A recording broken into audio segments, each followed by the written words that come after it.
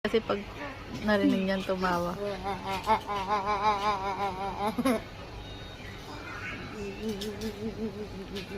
Lamog na ang kapatid mo. Tama na, nayuyugyug na yung utak. Nak, wag sa lips. Ate. Oh, gagayahin. Gaya-gaya. Ay.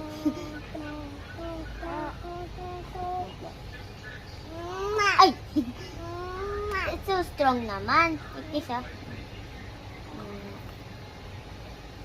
Happy baby. Kinurot na yung muka. Ay, naku. Ay, sus.